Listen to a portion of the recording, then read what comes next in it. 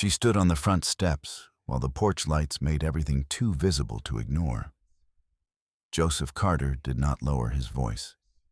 He demanded the house key again, this time in front of the property manager, a neighbor, and a family acquaintance who had only stopped by for a routine visit. Brandy Ford did not argue. She did not step back. When his hand struck her face, the silence that followed was not shock. It was distance. Because before that moment, before anyone gathered before he raised his hand, something had already been set in motion that he could no longer stop. If you believe dignity should never be mistaken for weakness, stay with this story until the end. Tell me where you're watching from. And your local time. I read every comment. And if stories like this matter to you, consider subscribing so you don't miss what comes next. The house on Alder Ridge Drive was the kind people slowed down to look at, even if they pretended not to. It sat slightly elevated above the street, framed by trimmed hedges and pale stone columns that caught the late afternoon light in a way that felt deliberate. Not extravagant in the loud sense, but exact. Every line was clean. Every window placed with intention. It was the kind of home that suggested control without ever needing to declare it. Inside, everything followed the same rule.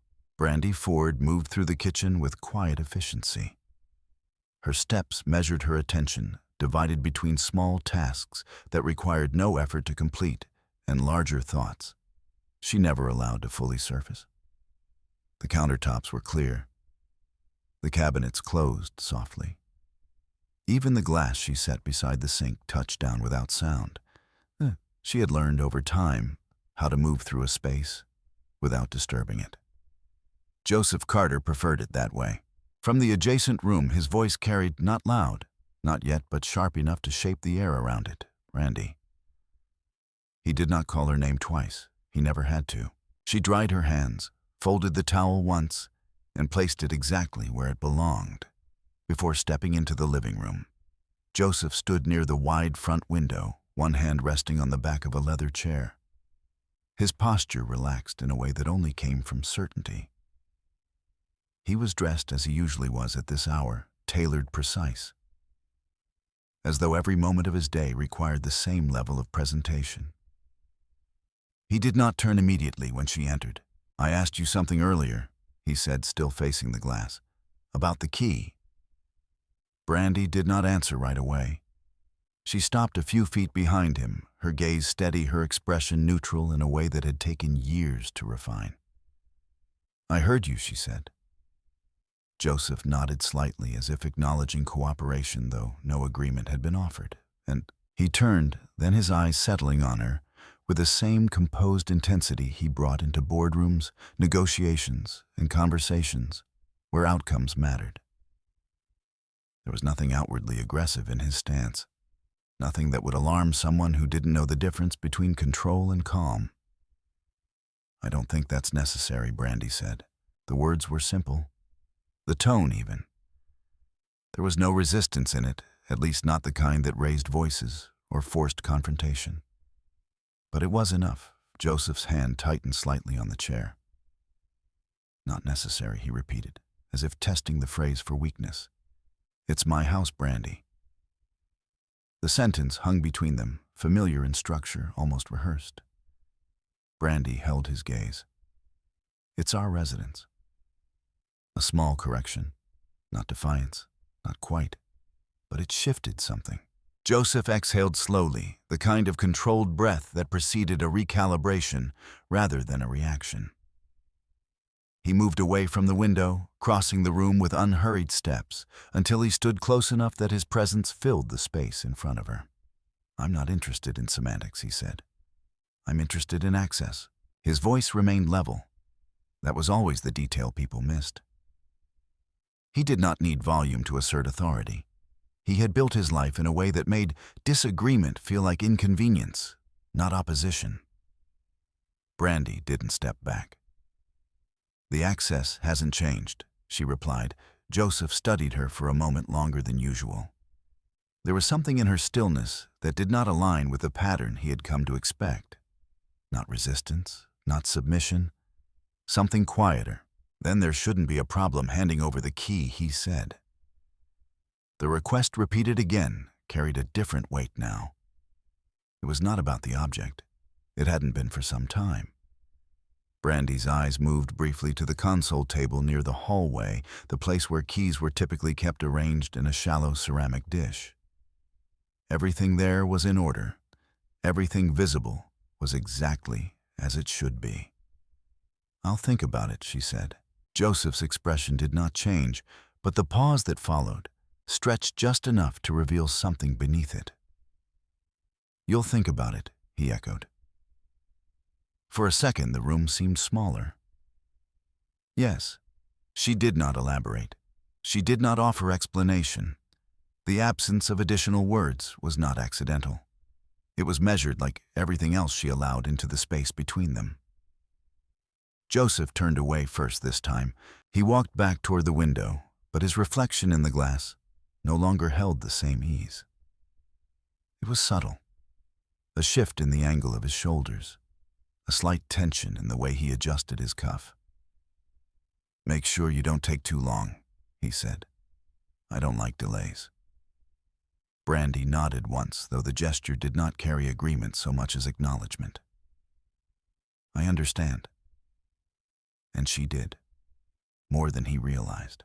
Later that evening, when the house had settled into its usual quiet, Brandy sat alone at the dining table with her laptop open in front of her. The screen cast a soft light across the surface of the wood, illuminating a series of documents arranged with careful precision. Emails, account summaries, copies of agreements that had once seemed distant irrelevant, even when they were first signed or referenced in passing conversations. She did not rush through them. She never did. Each file opened read and then cross-checked against something else, both dates aligned or failed to align. Names appeared in one place and not in another. Small discrepancies that, taken alone, meant nothing. Together they formed a pattern that was becoming increasingly difficult to ignore. Brandy reached for a notebook beside her, flipping to a page already filled with neat, deliberate handwriting. She added a single line, the pen moving steadily across the paper. No hesitation, no correction. Then she stopped. Not because she was finished, but because something in what she had just confirmed required space. Her eyes moved back to the screen, settling on a line of text buried deep within a document most people would have skimmed past without a second thought. Language that was technical, structured, and deliberately unremarkable. But it was there. A clause. Not hidden, but not emphasized either. Conditional authority. Restricted access under defined circumstances.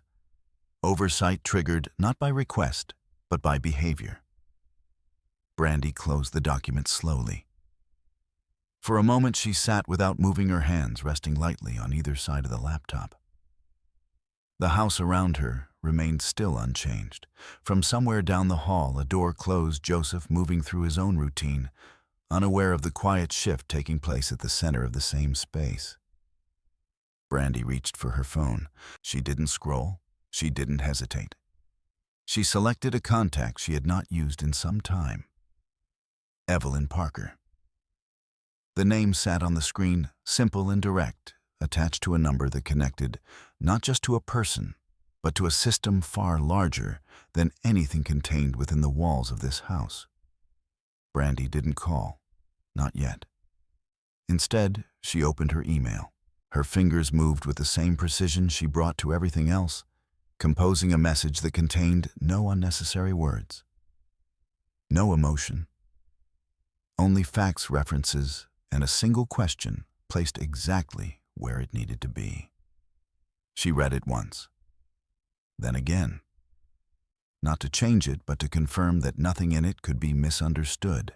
When she finally pressed send, there was no visible reaction, no release of tension, no shift in posture, only stillness. The kind that comes not from uncertainty, but from decision. Upstairs, Joseph paused briefly outside his study, his hand resting on the doorframe. Something about the evening felt slightly out of place. Not enough to name, Not enough to disrupt the structure of his expectations, but enough to register. He stepped inside, closing the door behind him, already moving on to the next thing that required his attention.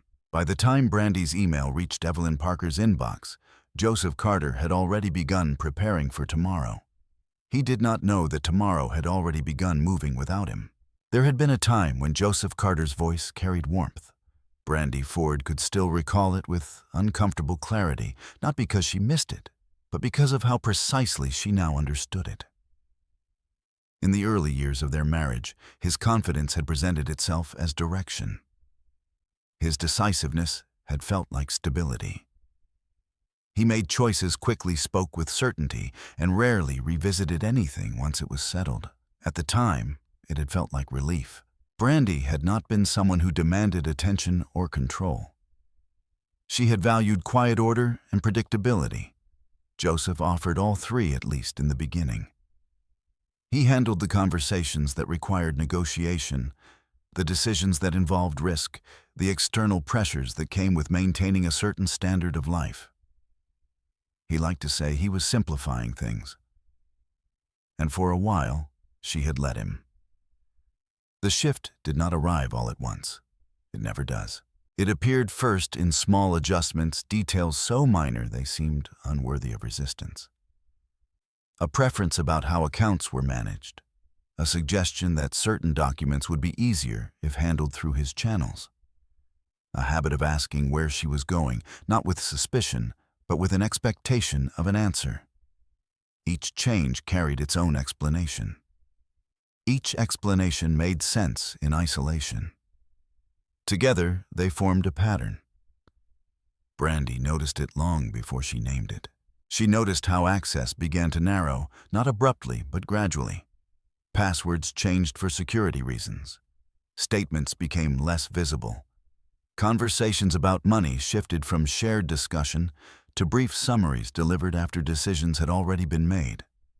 Joseph never framed it as removal. He framed it as efficiency. "You don't need to worry about that," he would say. "I've got it handled." And for a time, she allowed that to be enough. The house had followed a similar trajectory. At first, it had been a shared space in every sense of the word. They had chosen it together, walked through empty rooms, discussing what each one would become. Brandy had imagined where light would fall in the mornings, how sound would carry through the halls, what kind of life could be built inside walls that had not yet absorbed any memory. Joseph had focused on different details: property lines, valuation, long-term positioning, ownership. Even then, the word had carried weight for him. Over time, the language changed. "It's my responsibility," he would say, referring to the house. Then later, "It's my asset." Eventually, the distinction became clearer. "It's my house." Brandy did not challenge the shift directly. She adjusted around it the way she had learned to adjust around everything else. But she did not ignore it. She documented it quietly in ways Joseph never noticed. Dates, phrases, context, not as a record of conflict, but as a record of truth. The first time the key became an issue, it had seemed almost incidental. Joseph had asked where it was. Brandy had told him.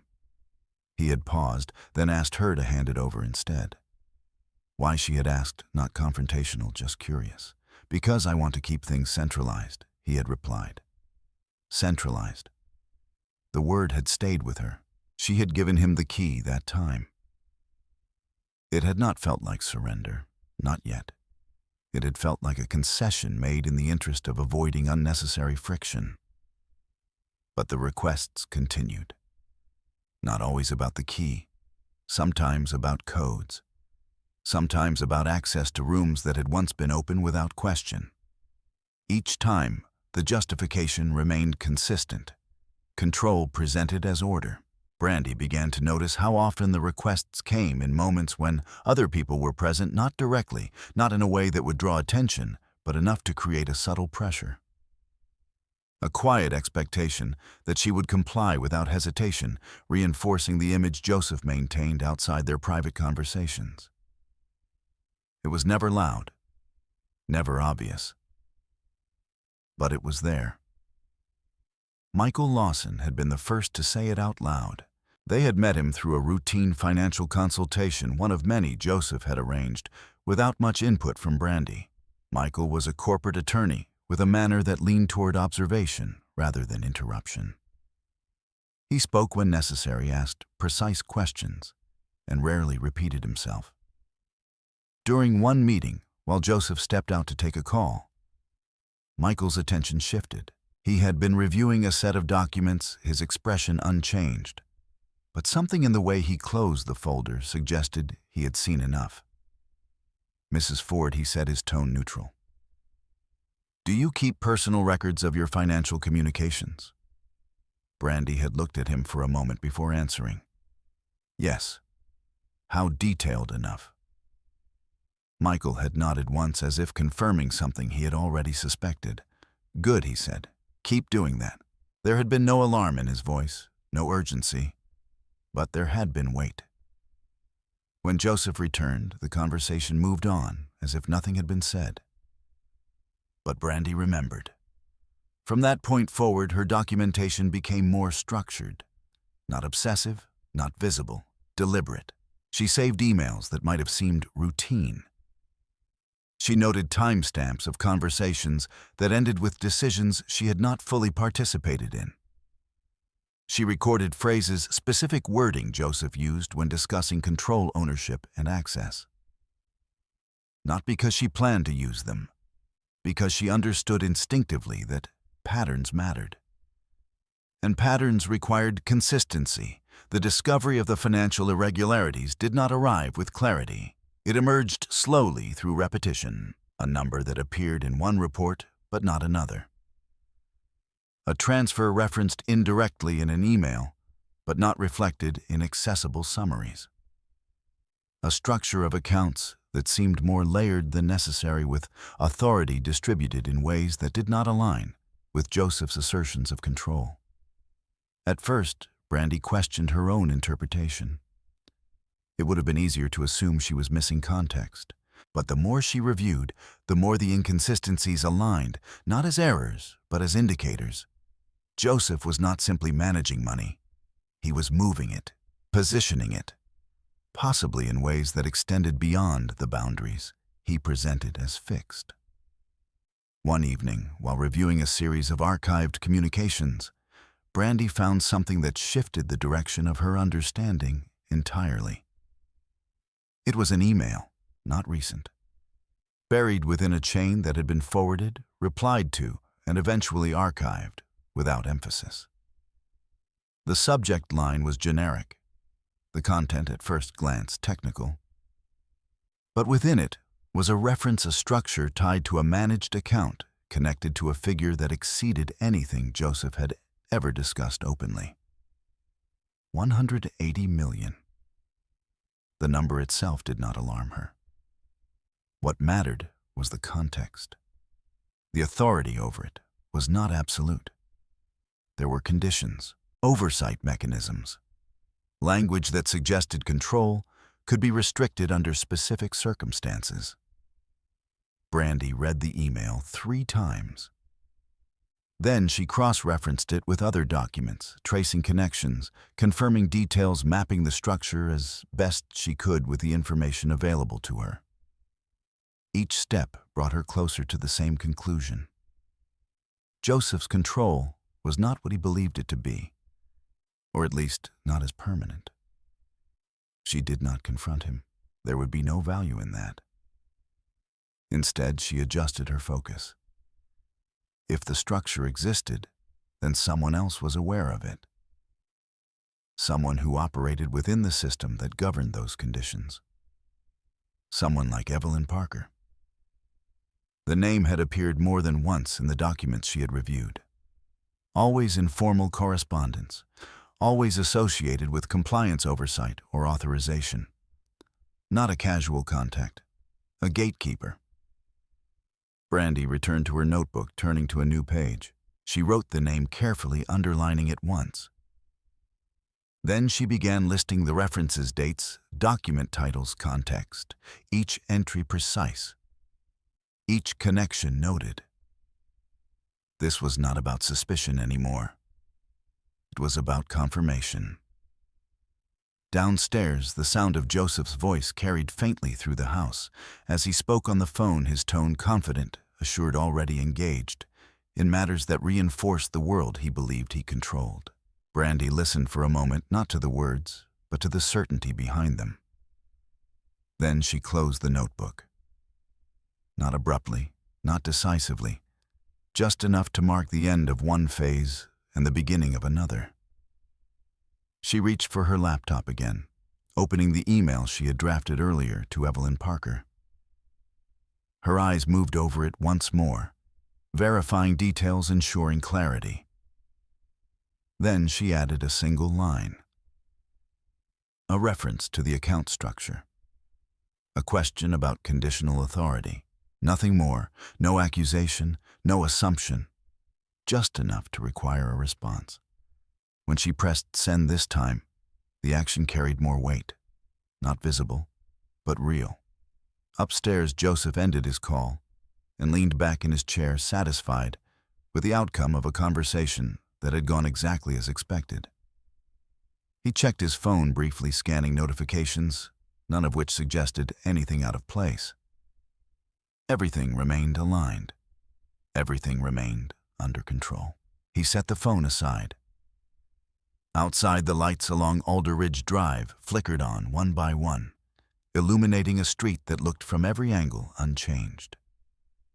Inside the house, Brandy Ford sat in stillness, her hands resting lightly on the table, her gaze steady. The pattern was no longer forming. It was complete. Joseph Carter simply had not seen it yet. Morning arrived without announcement. The light moved across the hardwood floors in long, quiet lines, touching the edges of furniture that had not shifted in years. The house remained composed, unchanged from the outside. Inside, the same order held. Nothing had been disturbed. Nothing appeared different. Brandy Ford woke before Joseph, as she often did. She did not rush. There was no urgency in her movements, only sequence. She dressed in neutral tones, tied her hair back, and walked downstairs with the same steady rhythm she had maintained for years. Coffee brewed. A cup was placed on the table. The newspaper remained folded, untouched. Routine was not habit for her. It was structure. And structure, she had learned, made everything else easier to see. By the time Joseph entered the kitchen, already reviewing something on his phone, Brandy had been sitting at the table for several minutes. Her laptop open, but dimmed her attention, focused not on the screen, but on the stillness of the room itself. "Morning," he said, not looking up. "Morning." He poured himself coffee, moved to the counter, and leaned slightly against it as he scrolled. His posture carried the same quiet confidence it always had, uninterrupted, unexamined. For a moment, neither of them spoke. Then, without lifting his eyes, Joseph said, "I'll need that key today." The sentence arrived without context. Brandy did not react immediately. She reached for her cup, took a small sip, and set it back down with care. For what she asked. Joseph exhaled through his nose, a controlled breath that signaled impatience rather than frustration. "I have someone coming by," he said. "I want everything streamlined." "Streamlined," she repeated softly. He glanced up then, just briefly. "Yes." Brandy nodded once. "I'll let you know." Joseph's gaze held on her a fraction longer this time. Something about her tone, still calm, still even did not resolve the way he expected it to. "You'll let me know," he said, echoing the phrase again. "Yes." There was no elaboration, no explanation, just the same stillness. Joseph looked at her for another moment, then returned his attention to his phone, as if deciding that whatever resistance might exist was not significant enough to disrupt the rest of his morning. "Don't take too long," he said again, almost as an afterthought. Brandy did not respond. She didn't need to. After Joseph left the house, settled back into silence. Brandy remained at the table, her laptop now fully active, the screen displaying a series of documents she had arranged the night before. Her email to Evelyn Parker sat in her outbox, already sent, already beyond her control. She did not check for a reply immediately. She knew better. Instead, she continued the work she had begun. Verification. Not assumption, not interpretation, confirmation. She opened a set of archived statements, comparing them against internal summaries Joseph had once referenced casually, as though the details were too technical to require discussion. The discrepancies she had noticed before were still there. More visible now because she knew where to look. Dates that did not align. Authorization notes that appeared incomplete. References to oversight conditions embedded within language designed to be overlooked. Brandy moved through each document slowly, her attention steady, her posture unchanged. She was not searching for a single piece of evidence. She was mapping a system. And systems she understood revealed themselves through repetition. The reply from Evelyn Parker, sir, arrived at 9:17 a.m. Brandy did not open it immediately. She saw the notification appear on the screen, read the sender's name, and then allowed a few seconds to pass before moving the cursor toward it. Control, she had learned, was not just about action. It was about timing. When she finally opened the email, her eyes moved across the text without pause. The message was concise, professional, carefully worded. Miss Ford, thank you for your inquiry.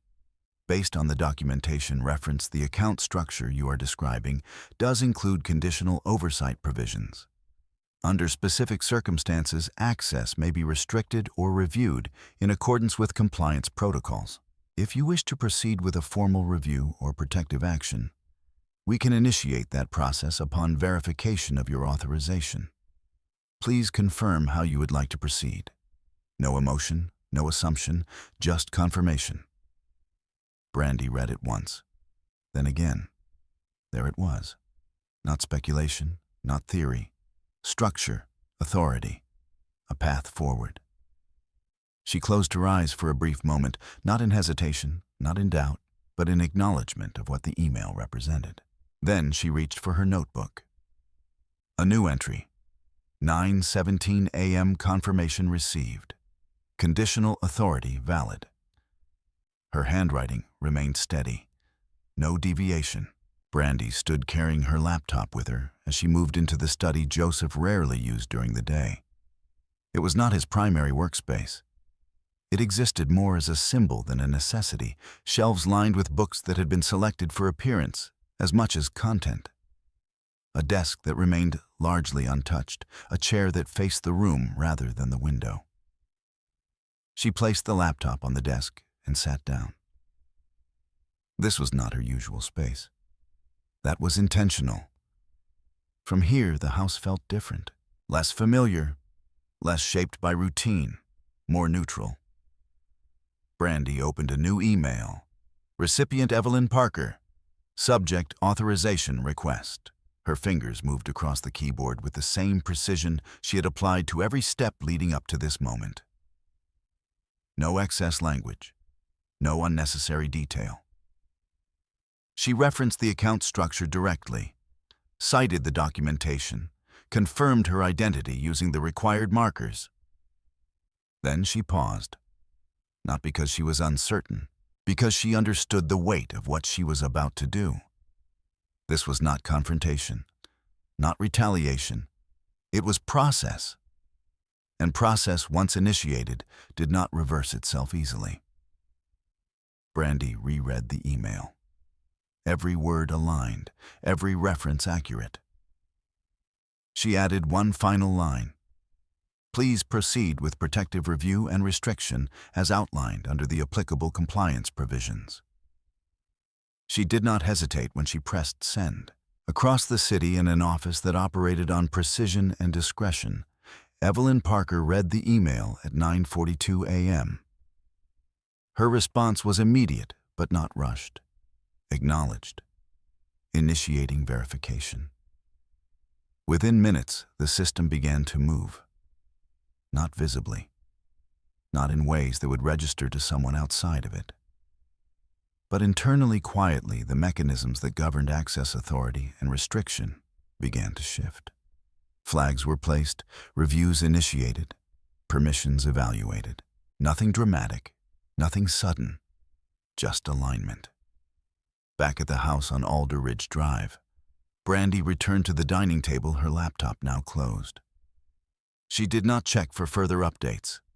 She did not monitor the process in real time. There was no need. She had done what was required. The rest would follow. Joseph returned briefly around midday, his presence announced by the sound of the front door opening with more force than necessary. "Brandy," he called. She stepped into the hallway, her expression unchanged. "Yes, I told you I had someone coming by," he said. "I'll need that key." The request again, more direct this time. Brandy met his gaze. "I haven't finished reviewing everything," she said. Joseph's jaw tightened, just slightly. Reviewing what the documents related to the house, she replied. There was no challenge in her tone, no accusation, just information. Joseph stared at her for a moment longer than usual. Then he nodded once, though the movement lacked its usual ease. "Don't make this complicated," he said. "I'm not," Brandy answered.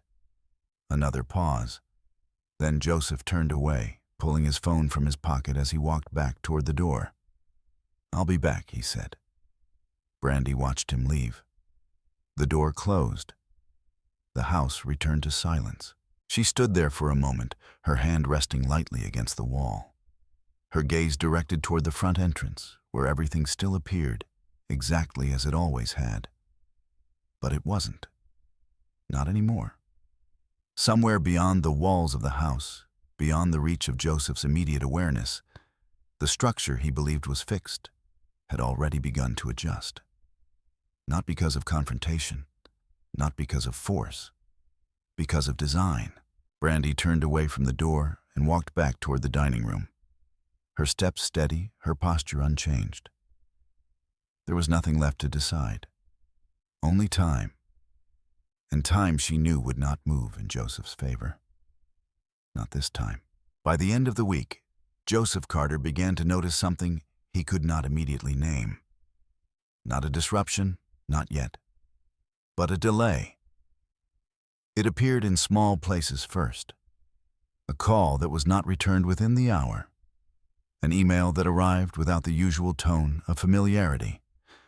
A confirmation that took longer than expected, phrased more carefully than before. Individually, each instance could be explained. Collectively, they suggested something else. Joseph did not like suggestions. He preferred certainty. He stood in his study that Friday afternoon, phone pressed to his ear, his posture composed, but no longer entirely at ease.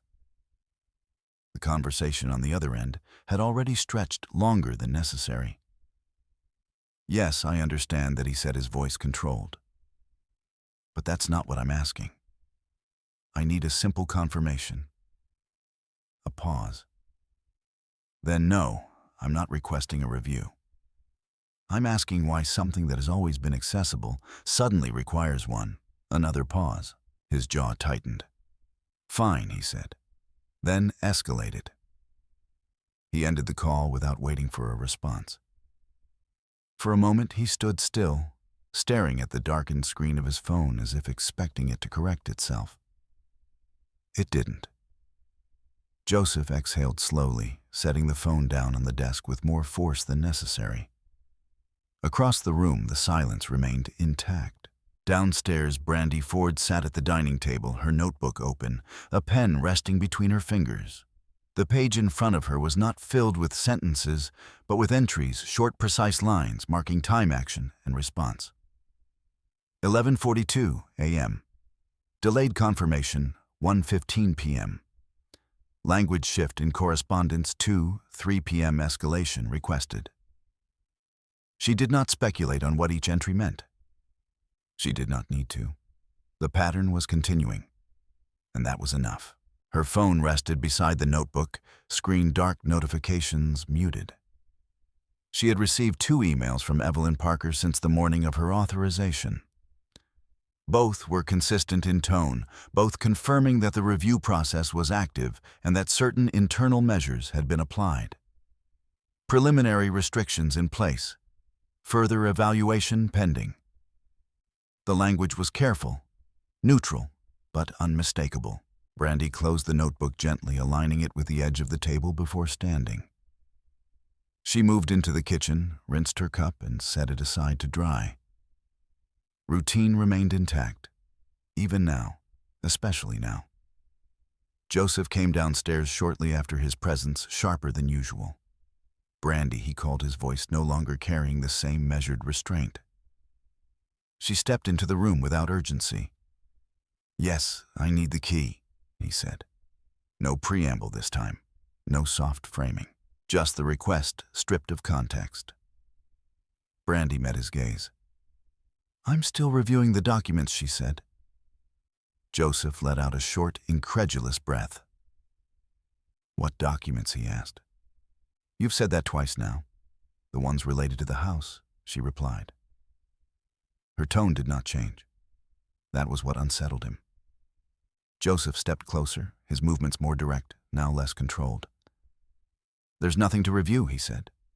"It's straightforward." Brandy did not move. "Then there's no urgency," she answered. The sentence landed differently than the ones before it. Joseph's eyes narrowed slightly. "There is urgency," he said. "Because I said there is." Silence followed. Not the kind that resolved tension, the kind that exposed it. Brandy held his gaze, her expression calm, her posture unchanged. Joseph studied her for a moment, something in his expression shifting not into anger, not yet, but into something more focused. "You're making this difficult," he said. "I'm being careful," she replied. The distinction mattered. Joseph looked at her as if considering whether to press further. Then, as if deciding against escalation, at least for now, he stepped back. "Fine," he said. "Be careful." But the word carried no agreement, only delay. Later that evening, Joseph sat alone in his study, the door closed, his phone pressed to his ear once again. "This doesn't make sense," he said, his voice low but firm. "You're telling me there are procedural steps." Now, since when? A voice responded on the other end, too faint to distinguish, but enough to draw a visible reaction. "No," Joseph said, cutting in. "That's not acceptable. I've had full access to that account for years." Another pause.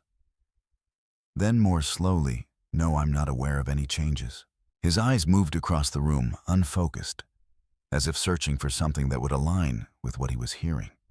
"Well, find out," he said, "because I need this resolved."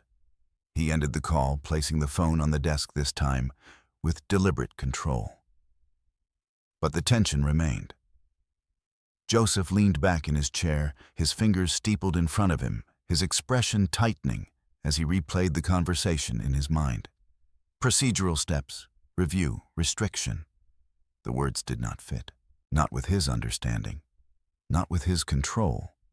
Downstairs, Brandy opened her laptop again. A new email had arrived. From Evelyn Parker. She read it carefully. "Miss Ford, the review process is progressing. Certain transactional activities have been temporarily restricted, pending further compliance verification. No external notification has been issued at this time. We will advise once the next stage is complete." Brandy read the message once more. Then she closed the laptop. No reaction, no visible shift. Only confirmation. The next morning, Joseph's routine began to fracture. He noticed it in the way his usual coffee order was delayed, not by much, but enough to register.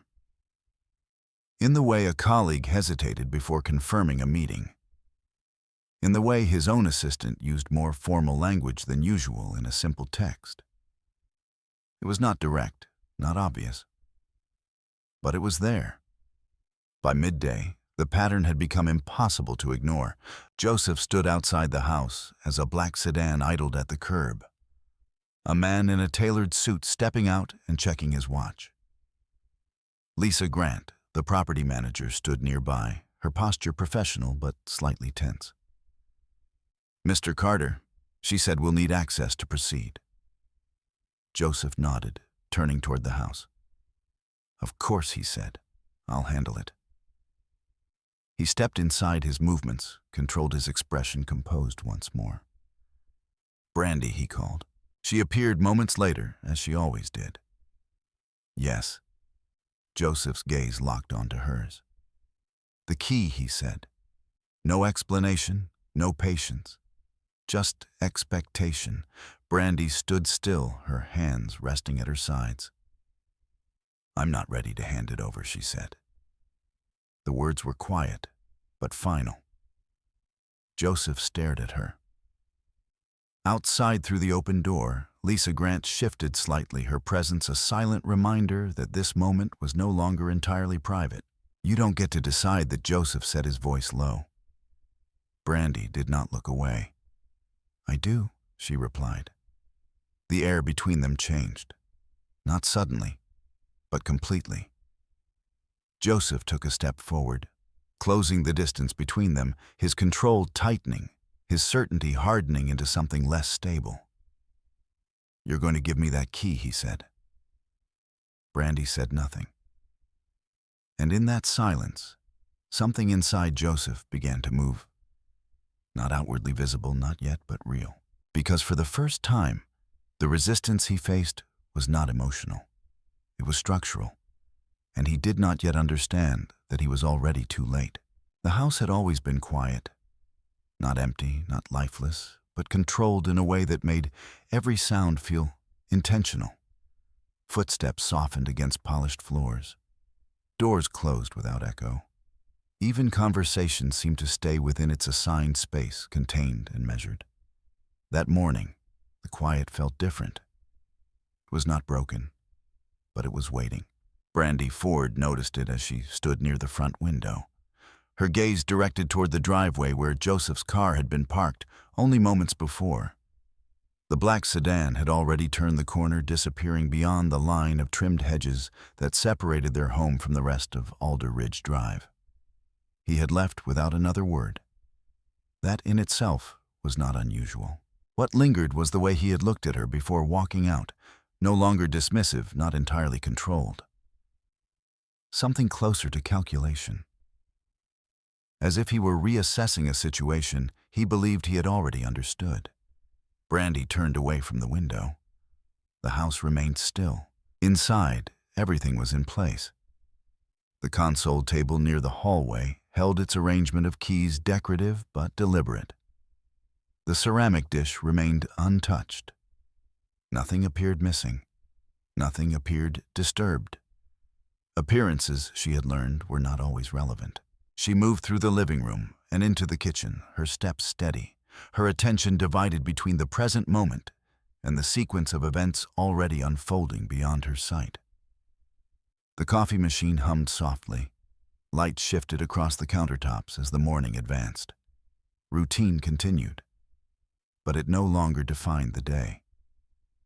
At 10:08 a.m., Brandy's phone vibrated once against the surface of the table. She glanced at it, not reaching immediately. The number was unfamiliar, out of state. She let it ring twice more before answering. "Hello, Miss Ford?" The voice on the other end was professional, neutral, carefully paced. "This is Evelyn Parker." Brandy did not sit. "Yes. We've completed the initial phase of verification," Evelyn said. "I wanted to confirm a few final details before proceeding further." Brandy listened. No interruption. No acknowledgement beyond presence. "Based on the documentation you provided," Evelyn continued, "and the account structure in place, the conditional oversight provisions have been formally triggered. At this point, access has been limited under compliance review." Limited, not removed.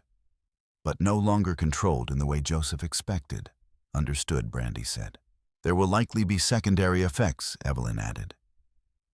Delays, temporary denials, increased scrutiny on associated transactions. These are standard under this type of review. Brandy's gaze moved toward the front door. Outside, the street remained unchanged. A neighbor's car passed slowly. A delivery truck stopped briefly at the corner. Nothing out of place. "Is there anything further you need from me?" she asked. "Not at this time," Evelyn replied. "We will notify you before the next phase is implemented." Brandy nodded, though the gesture was unseen. "Thank you." The call ended without additional words.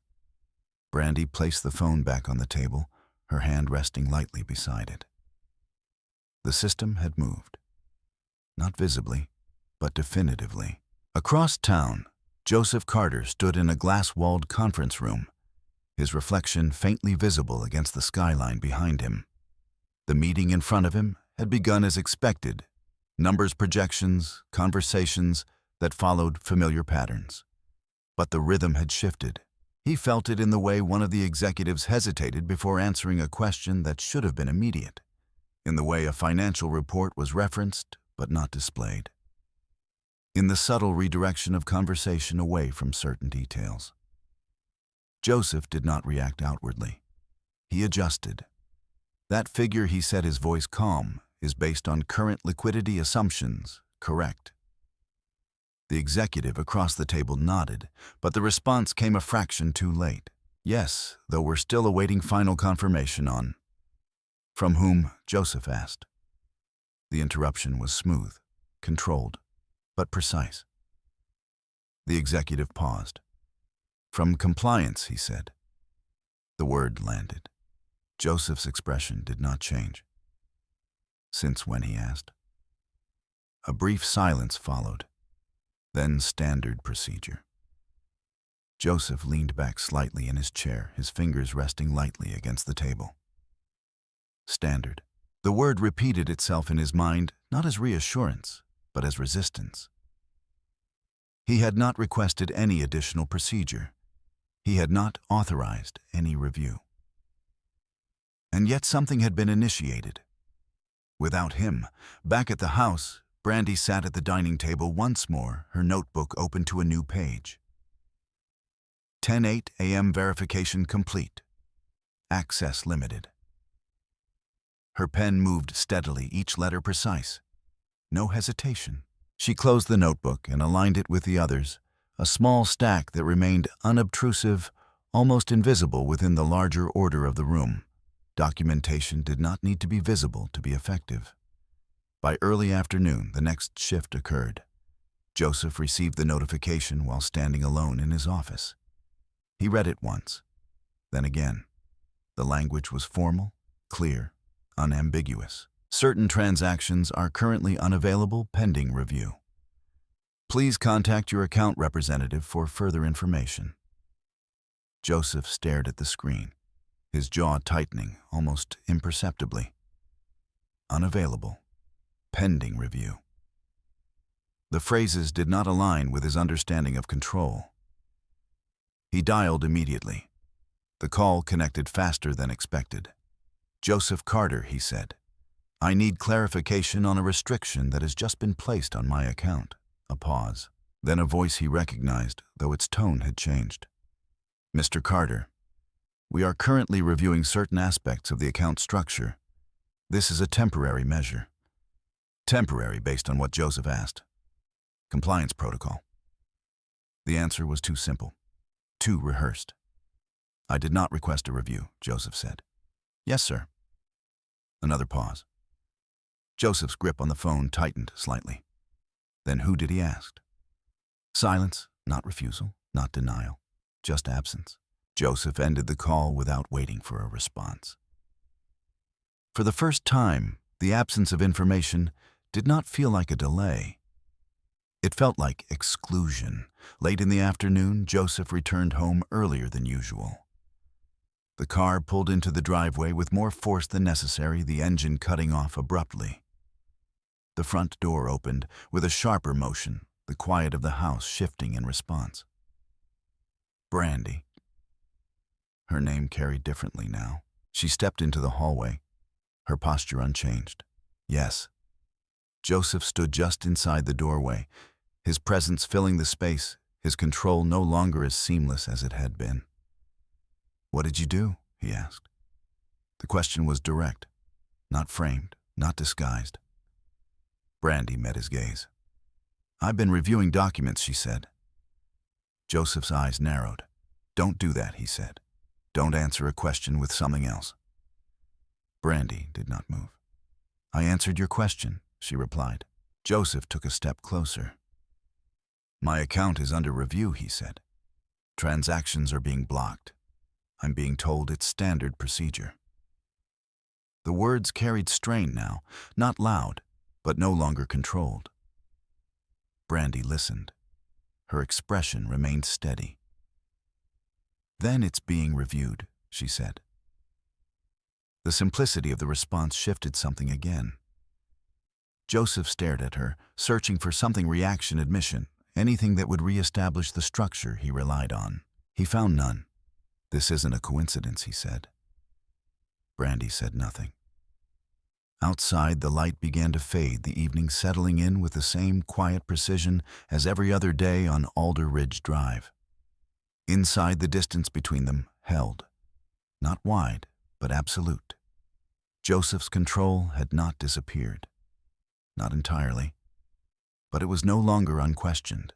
And somewhere beneath the surface, where systems moved without announcement and decisions carried weight beyond words, the structure he depended on was already shifting beyond his reach.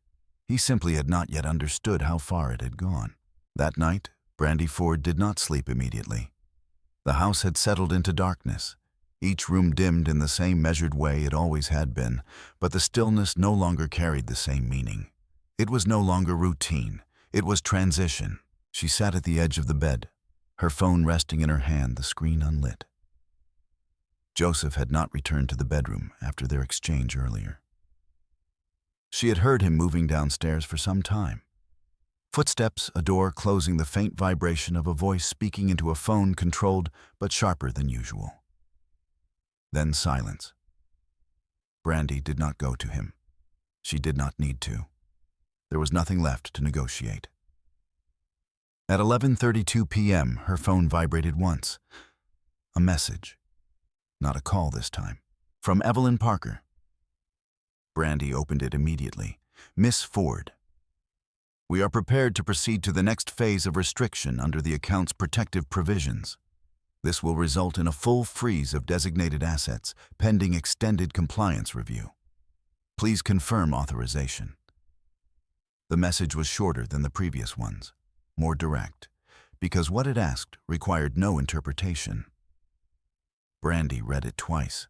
Her thumb hovered above the screen, not in hesitation, but in recognition of finality. Up to this point, everything had been movement within a system that allowed adjustment. Delay, review. This was different. A full freeze was not temporary friction. It was interruption. It would not go unnoticed. Not by Joseph. Not by anyone connected to the structure he believed he controlled. Brandy stood and walked toward the window, pulling the curtain aside just enough to look out onto the street. Alder Ridge Drive lay quiet beneath the dim glow of streetlights. No movement. No indication that anything within the house had shifted. Appearances held. Inside, the decision had already been made. She returned to the bed and sat down again, her posture steady, her breathing even. Then she typed, "Authorization confirmed. Proceed as outlined." She did not add anything else. No explanation. No justification. The message sent at 11:34 p.m. Brandy placed the phone beside her and lay back against the pillow, her gaze fixed on the ceiling.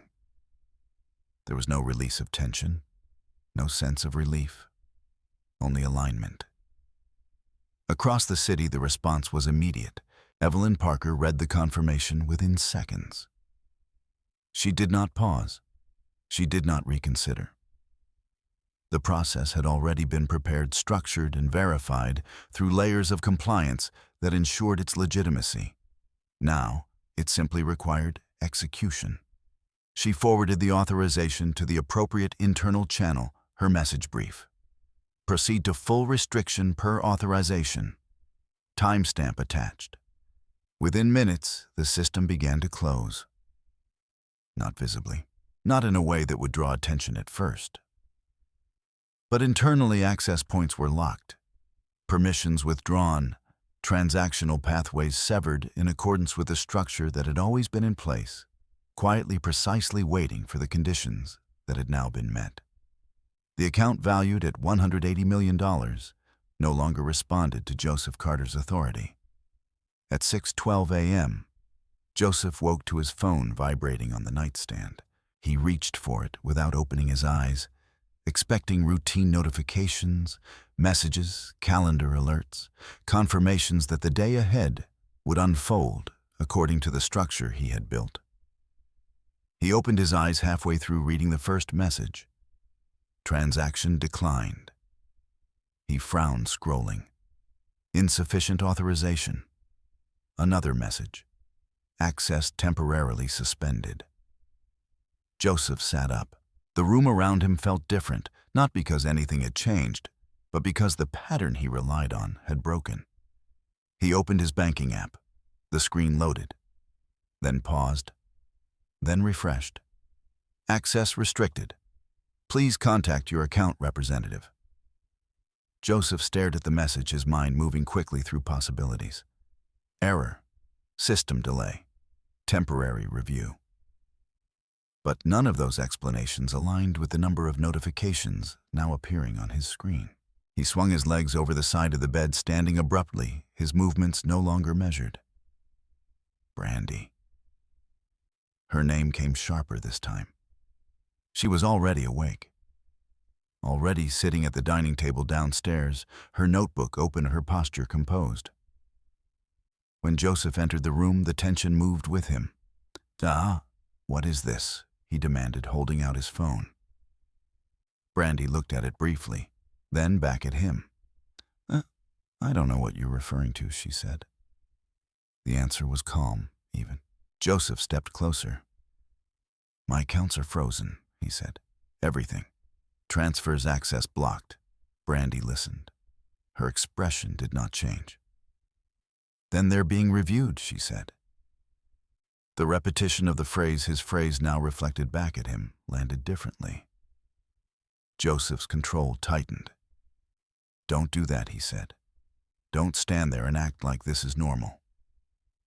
Brandy closed her notebook gently, aligning the pen with its edge. "I'm not acting," she replied. Joseph's jaw clenched. "This doesn't happen without a trigger," he said. "Without authorization." The word hung in the air. Authorization. Brandy met his gaze. Silence. Joseph took another step forward. "What did you do?" he asked again. This time the question carried something beneath it, not just demand, concern. Brandy stood. Not quickly, not defensively. Just enough to meet him at eye level without altering the distance between them. "I followed the structure that was already in place," she said. The answer was precise. Nothing added, nothing removed. Joseph stared at her. For a moment the room seemed to narrow, the space between them filled not with noise, but with understanding that had arrived too late. "What structure?" he asked. Brandy held his gaze. "The one you never showed me," she said. Joseph's breath caught just slightly. Not visible to anyone else, but real, because for the first time, the possibility he had dismissed, ignored, rejected entirely, was no longer abstract. It was active, and it was no longer his to control. Outside, the morning light spread across Alder Ridge Drive, illuminating a street that appeared exactly as it had the day before. Inside the house, nothing had moved. Nothing had broken. Nothing had been taken. And yet, everything that mattered had already shifted. Joseph Carter stood in the center of the room, his phone still in his hand, the notifications continuing to arrive. then each one confirming what he had not believed possible. Brandy Ford stood across from him, her posture steady, her expression unchanged. She did not explain. She did not justify. She did not need to. Because the system he had trusted had already answered for her. And it would not be undone. By mid-morning, the street had begun to gather witnesses. Not deliberately, not announced. But presence once introduced rarely remained contained. The black sedan returned first, pulling into the driveway with the same quiet authority it had carried days earlier. Lisa Grant stepped out, her posture, composed, her movements precise, though something in the way she glanced toward the house suggested awareness, partial, incomplete, but real. Behind her, another vehicle slowed, then parked along the curb. Daniel Reeves stepped out, adjusting his jacket as if his presence could be explained by routine. It could not. Further down the street, Angela Brooks paused beside her car, her attention fixed on the front of the house in a way she did not attempt to hide. None of them had been called, but none of them left. Inside, Joseph Carter stood near the front door, his phone pressed tightly against his ear, his voice lowered but no longer controlled. "This is unacceptable," he said. "You don't restrict this level of access without notifying me." A pause. Then sharper, "No. I'm not interested in procedure. I'm interested in resolution." Brandy stood several feet behind him, near the base of the staircase, her posture still, her gaze steady. She did not interrupt. She did not move closer. Joseph turned slightly, his eyes finding her in the space behind him, as he continued speaking. "Then reverse it," he said into the phone. Immediately. Another pause. His expression shifted, not outwardly dramatic, but enough. Pending what he asked. Silence. "Then I want a name." The call ended. Joseph lowered the phone slowly, his grip tightening before he forced his hand to relax. For a moment he stood there, facing the door, as if the answer might be waiting just beyond it. Then he turned. "Someone is here," he said. Brandy did not respond. He stepped forward, closing the distance between them with deliberate precision. "I need that key," he said. There was no variation now. No adjustment in tone, only repetition. Brandy met his gaze. "I'm not giving it to you," she said. The sentence was quiet, but complete. Joseph's expression hardened, not into anger yet, but into something more focused, more rigid. "You don't get to decide that," he said. Brandy did not step back. "I already have," she replied. Outside, the sound of a car door closing echoed faintly through the entryway. Lisa Grant approached the front steps. Joseph's eyes flicked briefly toward the door, then back to Brandy. "You're not going to make this difficult in front of other people," he said. It was not a question. It was an expectation. Brandy said nothing. Joseph's control tightened. "Give me the key," he repeated. Silence. The distance between them held, not wide, but immovable. A knock came at the door. Measured, professional. Joseph exhaled slowly, smoothing his expression as he turned away from Brandy.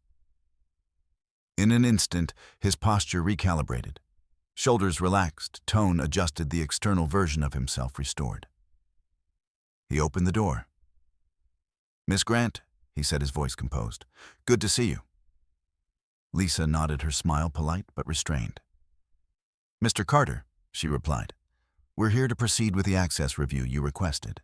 Joseph hesitated, not visibly, but long enough. "Yes," he said. "Of course." His hand moved slightly as if reaching for something that was not there. Then he turned back toward Brandy. "The key," he said again, this time with an edge beneath the control. Lisa's gaze shifted just slightly, taking in the space between them, the stillness, the absence of movement where compliance was expected. Daniel Reeves stood at the edge of the driveway now, not close enough to intervene, but close enough to witness. Angela Brooks remained near her car. Her attention fixed, her presence undeniable. The moment had expanded. It was no longer contained within the house. Brandy stepped forward, not toward Joseph, but toward the door. Her movement was slow, deliberate, her posture unchanged.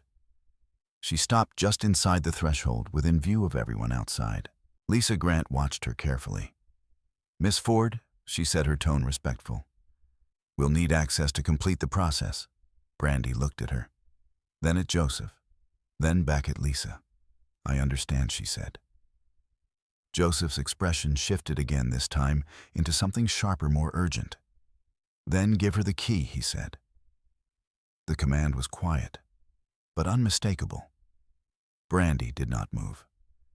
"I'm not authorizing access through him," she said. The phrasing was precise, not refusal. Clarification. Lisa's posture adjusted almost imperceptibly. "Then how would you like to proceed?" she asked. Brandy held her gaze. "I'll provide access when the process is formalized," she said. Joseph's control fractured. "Formalized," he repeated. "This is my property." The word echoed, not as fact, but as assertion. Brandy turned to him. Her expression remained calm. "Then you can proceed through the appropriate channels," she said. The distance between them widened, not physically, but structurally. Joseph stepped closer. "You're not doing this," he said. The words carried weight now, not authority, pressure. Brandy did not respond. Lisa shifted slightly, her attention moving between them, the situation no longer aligned with standard procedure. "Mr. Carter," she said carefully, "we may need to pause until access is clearly established." Joseph's jaw tightened. "No," he said. "We're not pausing." He turned back to Brandy, his composure thinning. "You don't get to override me," he said. Brandy's gaze did not waver. "I already have," she replied. The sentence landed, not loudly, but completely. Joseph's hand moved before the decision fully formed. A step forward, a sharp motion. The sound of contact broke the stillness. It was not loud, but it carried. Brandy's head turned slightly with the force of it, her body remaining upright, her posture unchanged. No cry, no reaction, only stillness. The street went silent. Lisa Grant froze. Daniel Reeves took a step forward, then stopped. Angela Brooks covered her mouth, her eyes fixed on the scene. Joseph stood where he was, his hand still raised for a fraction of a second too long. Then he lowered it. His breathing remained controlled. His posture reassembled. As if the moment could be contained, as if it had not already expanded beyond him. Brandy turned her head back slowly. Her gaze settled on him, not with anger, not with shock, but with distance. Because the moment that had just occurred, visible, undeniable, was no longer the center of what mattered. It was only the surface. And beneath it, something far larger had already shifted beyond his reach. Outside, no one spoke. Inside, no one moved. Joseph Carter believed he had just restored control. He had not yet realized he had just completed the condition that made its loss irreversible. For a moment after the impact, no one moved. The air held, not in shock alone, but in recognition. Something had crossed a boundary that could not be explained away. Joseph Carter lowered his hand slowly, his posture already adjusting as if control could be reassembled through stillness alone. His breathing remained even, his expression carefully reconstructed. Across from him, Brandy Ford did not step back. Her head had turned slightly with the force of the strike, but now she returned it to center with the same measured precision she brought to everything else. Her face held no visible reaction, no anger, no fear, no outward resistance, only distance. Lisa Grant stood at the edge of the threshold, her professional composure strained but intact. She did not speak. Not yet. Her role had not prepared her for this. Daniel Reeves had moved one step forward and then stopped, as though the next step required permission he did not have. Angela Brooks remained near her car, her hand still covering her mouth, her eyes fixed on Brandy. No one intervened. Not because they didn't see, because they didn't understand what they were seeing yet. Joseph exhaled once steady, deliberate. "That didn't need to happen," he said. The sentence fell into the space between them, as if it explained something. Brandy said nothing. Her gaze remained on him, calm, unbroken. Joseph shifted slightly, turning just enough to acknowledge the presence of the others without fully facing them. "We're done here," he said. "I'll handle the access." His voice had returned to its earlier tone, controlled, authoritative, directed outward. Lisa Grant did not move. "Mr. Carter," she said carefully, "we may need to reassess how to proceed." Joseph turned toward her, his expression composed. "There's nothing to reassess," he said. "This is a private matter." Lisa held his gaze for a moment, then nodded, though the gesture did not carry agreement so much as restraint. "Understood," she said. But she did not step forward. She did not continue. The process had paused, not because of procedure, because of reality. Inside, the silence stretched. Brandy took one step back, not retreat, not avoidance, but repositioning. Her hand moved toward the console table, not reaching for the keys, but resting lightly against its edge. Joseph's eyes followed the motion. "Don't," he said. The word came sharper than before. Brandy did not respond. Her phone vibrated. Once, then again. The sound was small, but in the quiet it carried. Joseph's attention shifted to it, then back to her. "Answer it," he said. It was not concern. It was control. Brandy picked up the phone. Her eyes moved across the screen. Then she unlocked it. The message was brief. From Evelyn Parker. "Miss Ford, full restriction has now been implemented. All designated assets are frozen pending extended review. Confirmation timestamp 11:02 a.m. Brandy read it once. Then she lowered the phone. Joseph was watching her. "What is it?" he asked. Brandy met his gaze. "Nothing that requires your action," she said. The phrasing was precise and final. Joseph's control tightened again, his patience thinning into something sharper. "You don't get to decide what requires my action," he said. Brandy did not move. "I already have," she replied. The repetition landed differently now. Not defiance. Fact. Joseph's phone vibrated. He glanced at it, then again. This time, he answered immediately. "Yes." A pause. His expression shifted, not visibly to anyone who didn't know him. "But enough. I already spoke to someone this morning," he said. Another pause. His gaze flicked briefly toward Brandy. "What do you mean, full restriction?" Silence on the other end. "Then no," Joseph said. "That's not possible." His voice remained controlled, but the edges had begun to show. "There's been a mistake," he said. "Corrected." Another pause. Longer this time. Joseph's posture changed just slightly. Not collapsing, not weakening, but recalibrating. "Based on what authority?" he asked. The question hung. The answer came quietly through the phone. Joseph's eyes moved back to Brandy. For the first time, not with certainty, but with recognition. Slow, incomplete, but real. He ended the call, not abruptly, carefully, as if maintaining control of the action could preserve control of the outcome. "What did you do?" he asked again. The question had changed. It was no longer a demand. It was an attempt to understand something already in motion. Brandy stood still. "I followed the structure," she said. Joseph took a step closer. "What structure?" he pressed. Brandy held his gaze. "The one you built," she said. The answer landed. Joseph's breath caught just for a second, then steadied. "That structure doesn't work without me," he said. Brandy said nothing. Joseph's eyes searched her face, looking for something hesitation, doubt, and any sign that the system still depended on him. He found none.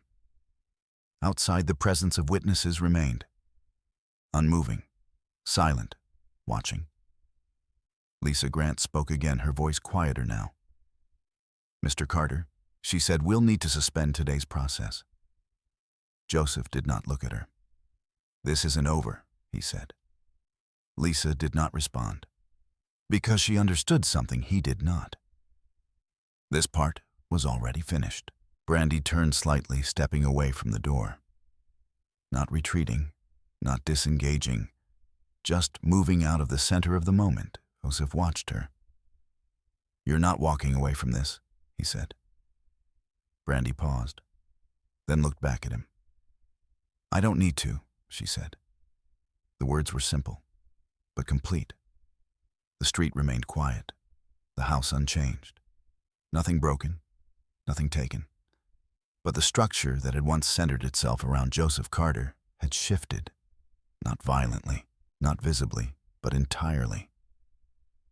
And now, standing in the middle of a moment he believed he controlled, he faced something he could not correct. Because it had already been decided. Not in this room, not in this moment, but long before his hand ever moved. The shift did not announce itself all at once. It unfolded in sequence, measured, irreversible. Joseph Carter stood in the entryway, his phone still in his hand, his gaze fixed on Brandy Ford, as if the answer to what was happening might still be contained within her silence. It wasn't. Outside, Lisa Grant had already stepped back from the door, her posture professional, her decision made, without needing to be stated. "We'll reschedule once access is properly established," she said. The words were careful, neutral, but final.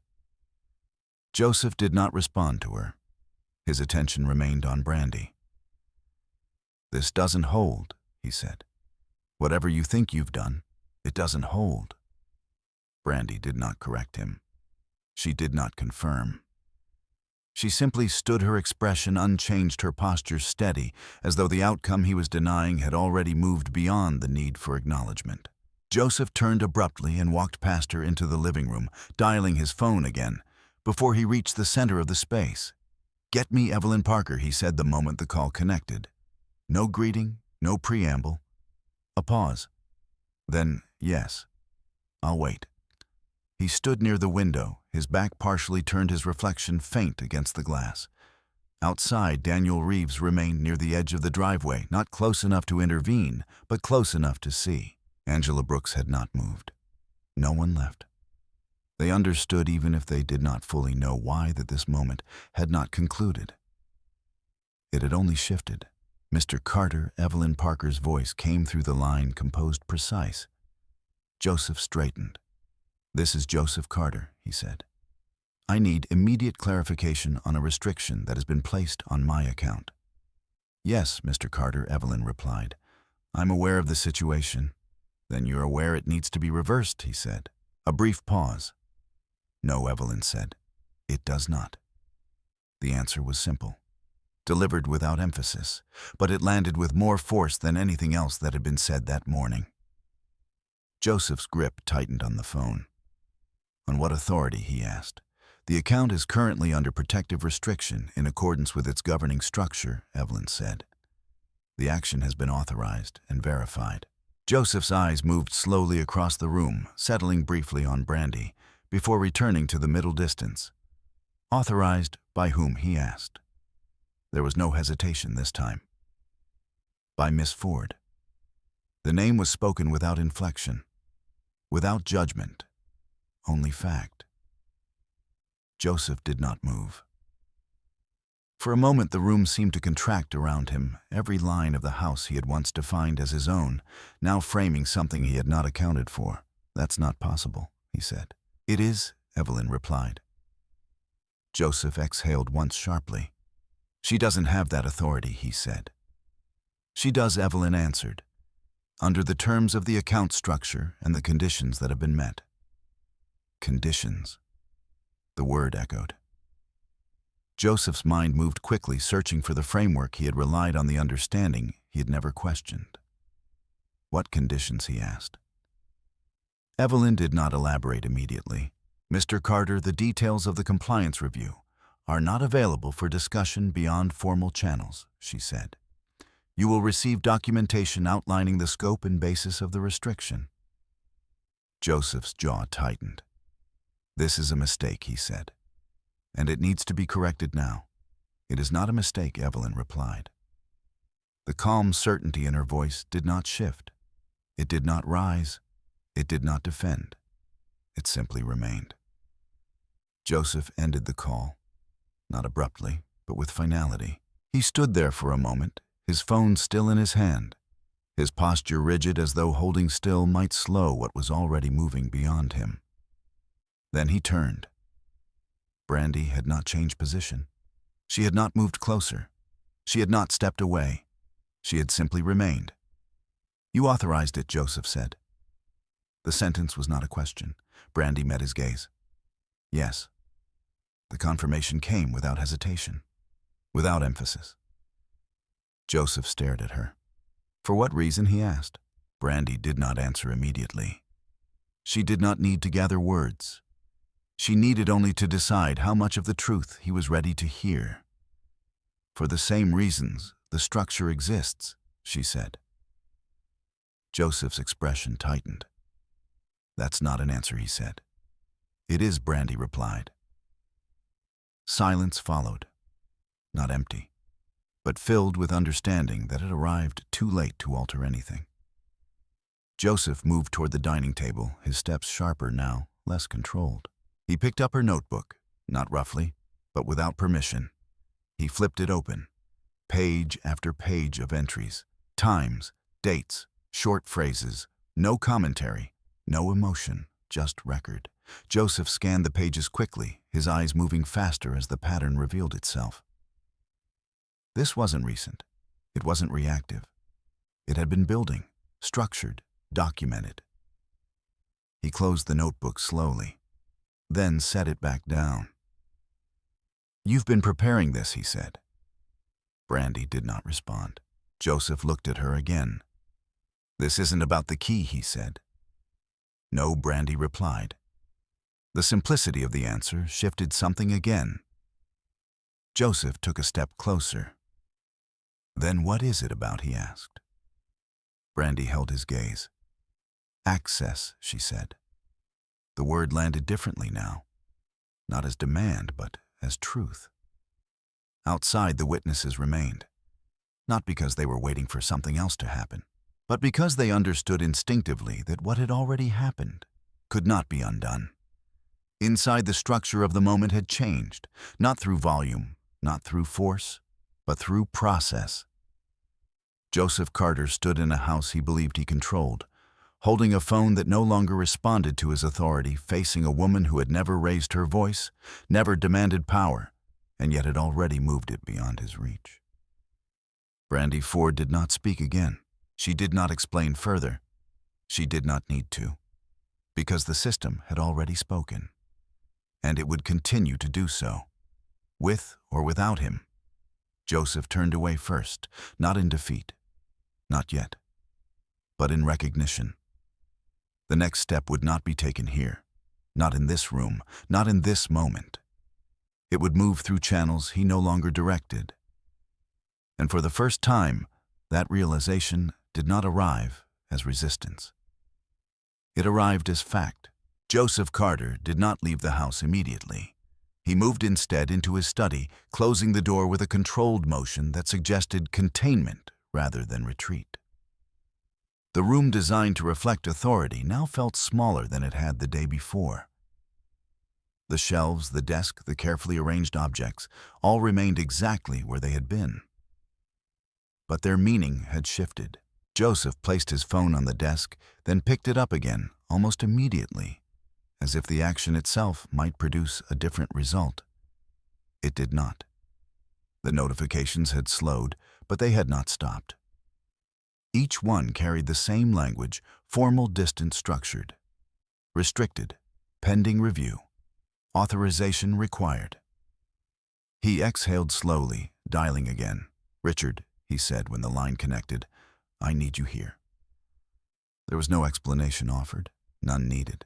Richard Klein arrived within the hour. He did not rush. He did not appear unsettled. He stepped into the house with the same composed presence he brought to every professional engagement, his suit immaculate, his expression neutral.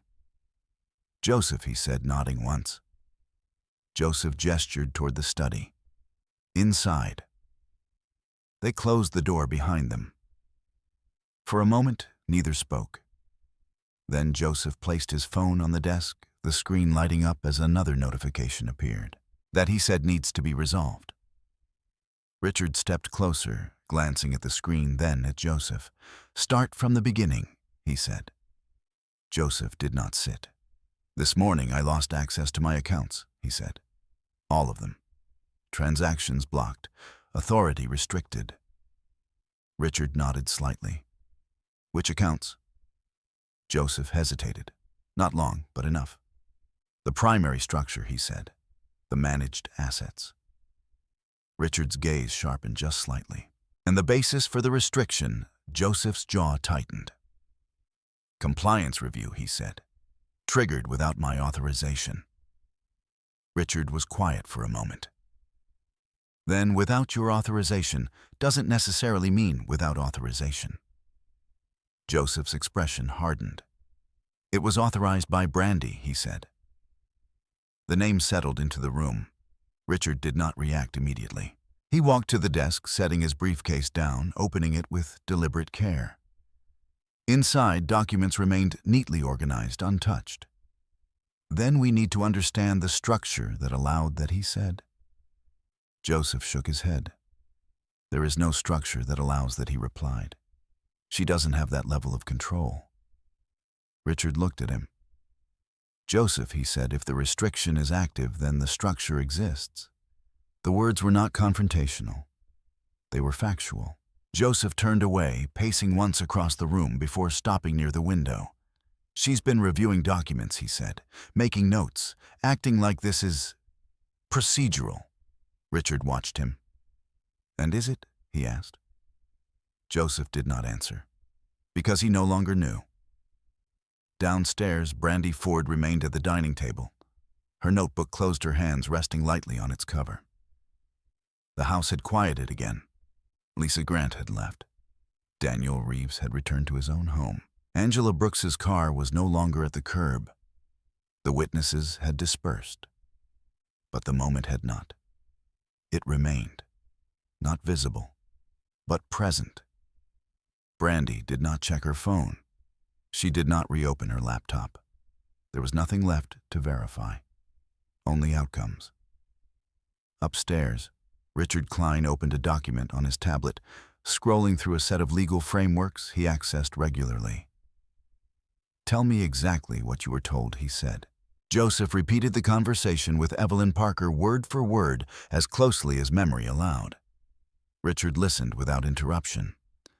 When Joseph finished, he nodded once. "Conditional oversight," he said.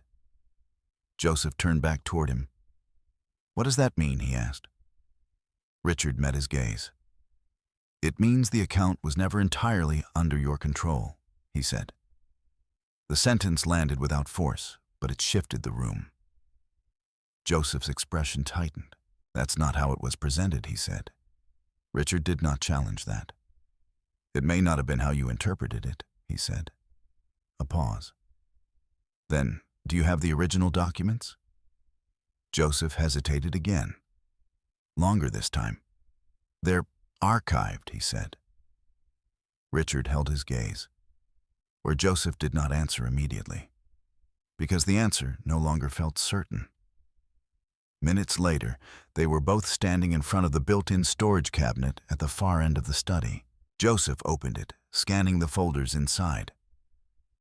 Everything appeared organized, labeled, accessible. He reached for a set of documents tied to the account structure agreements, summaries, correspondence. He flipped through them quickly, then slower. His movements changed. The certainty that had guided them moments earlier began to fracture. This doesn't include everything, he said. Richard stepped closer. What's missing? Joseph did not respond. He turned another page, then another. The language was there, the structure, the references, but not the full scope. Not the clauses Brandy had found. Not the conditions that had now been activated.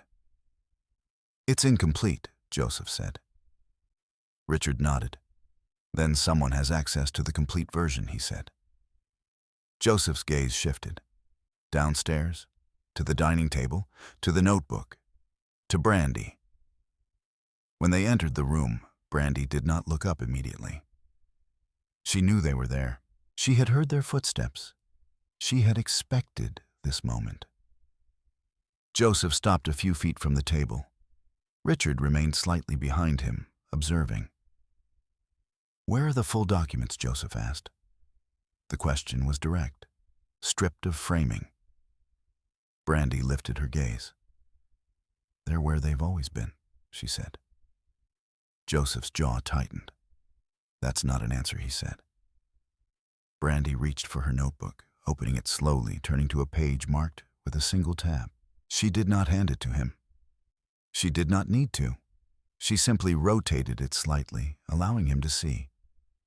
Dates, references, document identifiers, cross-references, a map, not of suspicion, of structure. Joseph looked at it, then at her. You built this, he said. Brandy met his gaze. No, she replied. You did. The distinction settled into the room. Richard stepped forward, then his attention focused on the page. Miss Ford, he said, may I? Brandy nodded once. He took the notebook, scanning the entries, his expression unchanged, but his focus sharpening. This aligns with a layered governance structure, he said, one that includes conditional authority. Joseph turned to him. And that gives her control, he asked. Richard shook his head slightly. It gives her access to trigger control, he said. The difference mattered, more than Joseph had ever considered. Silence followed. Not empty, but resolved. Joseph stood there, the weight of the structure settling into place, not as theory, not as possibility, but as fact. Brandy had not taken anything from him. She had used what had already been there, and now it was no longer his to direct. Richard closed the notebook carefully and handed it back. We need to proceed through formal channels, he said. Joseph did not respond, because for the first time, he understood. There were no informal ones left. The next phase did not arrive with noise. It arrived with documentation. By early afternoon, an email bearing formal headers and structured language appeared in Joseph Carter's inbox. It was not marked urgent, yet it carried the weight of something that did not need urgency to be taken seriously. He opened it, standing in the study, Richard Klein beside him, the room silent, except for the soft sound of the message loading on the screen. Subject: Notice of Protective Restriction and Compliance Review. The body of the email was direct. No excess phrasing, no ambiguity. This notice confirms that a protective restriction has been applied to the designated account structure under applicable governance provisions. The restriction has been authorized and verified under the conditions outlined in the governing agreements. A formal compliance review has been initiated. Further access and transactional authority remain suspended pending review outcome. Joseph read the message once. Then again. The words did not change. Richard watched him carefully. Scroll, he said. Joseph did. Attachments, multiple documents, formal notices, internal references, and one file that stood apart. Governing Agreement, full version. Joseph clicked it. Downstairs, Brandy Ford remained where she had been for most of the day. The house had returned to its familiar stillness, but it no longer held the same meaning. It was not a pause between events. It was the space in which outcomes settled. Her phone rested beside her silent. She did not expect a call. Everything that needed to be said would arrive in writing. That was the nature of process. Upstairs, Joseph scrolled through the document slowly. This time, he did not skim. He read. Every line, every clause, every section that had once seemed procedural now carried a different weight. Then he found it. Conditional oversight and protective action. The language was precise. Under defined conditions of risk, misrepresentation or conduct inconsistent with fiduciary expectations, authorized parties may initiate protective restriction of access pending compliance review. Joseph's eyes moved across the page. Authorized parties. He continued reading. The next section clarified it. Designated secondary authority holders, as defined under account governance, retain the right to initiate review and restriction under specified conditions. His grip on the tablet tightened. This wasn't disclosed, he said. Richard did not look away from the screen. It was he replied. It just wasn't emphasized. Joseph's jaw set. She never had access to this, he said. Richard remained still. Joseph, he said she didn't need access. She needed designation. The distinction landed. Not loudly, but completely. Joseph scrolled further. References, signatures, names. And there it was. Brandy Ford. Listed. Not prominently. Not in a way that drew attention. But clearly, undeniably, present. Joseph lowered the tablet slightly, his eyes unfocused for a moment as the structure rearranged itself in his mind. This was not new. It had always been there. Embedded. Silent. Waiting. You knew about this, he asked. Richard shook his head. Not specifically, he said. But I've seen structures like this before.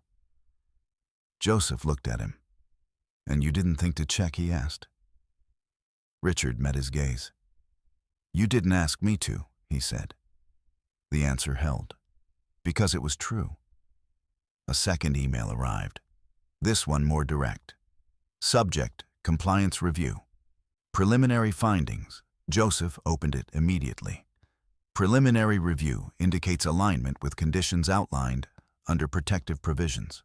Supporting documentation includes communication records, account activity logs, and behavioral indicators consistent with governance triggers. Further review will proceed under formal legal framework. Joseph read the line again. Behavioral indicators. He looked up. What does that mean, he asked. Richard did not answer immediately. He reached for the tablet, scrolling back through the document, his attention narrowing. It means the trigger wasn't just structural, he said. It was supported. Joseph's expression tightened, supported by what Richard looked at him. Evidence. The word settled into the room. Downstairs, Brandy opened her notebook again. Not to write, just to look. Each entry remained where she had placed it. Dates, times, phrases, moments. Not dramatic, not exaggerated, just recorded. She turned a page, then another. Her gaze moved steadily, not searching for anything new, only confirming what had already been done. The pattern had not been created in a single moment. It had been built, over time, quietly, consistently. Upstairs, Joseph's phone rang. He answered without looking at the screen. Yes, Mr. Carter, the voice said. This is the compliance office. We'll need to schedule a formal review session. Joseph closed his eyes briefly. For what purpose, he asked. To review the conditions under which the protective restriction was authorized, the voice replied. Joseph exhaled slowly. When he asked, We can arrange as early as tomorrow morning. Joseph's eyes moved toward the window, the light outside beginning to shift as afternoon approached evening. Fine, he said. The call ended. He stood there for a moment, the phone still in his hand, the weight of the process settling into place. "This is moving faster than it should," he said. Richard shook his head. "No," he replied. "It's moving exactly as it's designed to." Joseph walked out of the study, down the hallway, toward the dining room. Brandy was still there. She looked up as he entered. Not surprised, not concerned, just present. "They've scheduled a review," Joseph said. Brandy nodded once. I expected that she replied. Joseph studied her. "You documented everything he said." It was not a question. Brandy did not respond immediately. Then I recorded what happened. The distinction mattered. Joseph took a step closer. "You built a case," he said. Brandy met his gaze. "I kept a record," she replied. Again the difference held. Silence followed. Not tense, not unresolved, simply complete. Joseph looked at her, really looked this time not through the lens of assumption or control, but through the structure now laid out in front of him. She had not raised her voice. She had not confronted him. She had not demanded anything. And yet she had moved everything. Through process, through patience, through documentation. Richard remained in the doorway observing. "This will move into legal territory," he said. Joseph did not turn. "I know," he replied. Richard continued. "You'll need to be precise," he said. "Everything will be reviewed." Joseph nodded once, because for the first time precision was no longer his advantage. It was the standard. Outside the light faded. Inside the house remained unchanged. But the structure that had once defined it had been rewritten. Not by force, not by argument, but by record. And now, every word that had been spoken, every action taken, every moment dismissed, was no longer past. It was evidence. The review did not begin with confrontation. It began with alignment. At 9:00 a.m. the following morning, Joseph Carter sat in a conference room that did not belong to him. The space was neutral glass walls, a long table, no personal objects. Nothing in it reflected status. Nothing in it suggested control. Across from him sat two representatives from the compliance office. To his right, Richard Klein remained composed, a folder open, his posture still. At the far end of the table, a screen displayed a structured interface. Documents cued references prepared. Brandy Ford was not present. She had not requested to be, and she did not need to be. Her presence existed in the materials already placed before them. "Mr. Carter," one of the representatives began this session, "is to review the conditions under which the protective restriction was authorized and to determine next procedural steps." Joseph nodded once. "I understand," he said. His voice had returned to its measured tone. Not because control had been restored, because structure demanded it. The first document appeared on the screen. Account Governance Agreement, full version. Sections were highlighted. Not randomly, precisely. "Please confirm," the representative said, "that you recognize this document." Joseph looked at it, then nodded. "Yes, please confirm that you have previously operated under this structure." Another pause. Then, "Yes." The representative moved forward. "Then we will proceed to Section 8.4, Conditional Oversight and Protective Action." The words appeared again, this time larger, unavoidable. Joseph's eyes remained on the screen. He did not interrupt. The next document followed. Authorization log, a timestamp, 11:34 p.m. Brandy Ford. Authorized protective restriction under defined conditions. Joseph's gaze shifted, not away, but deeper. The representative continued.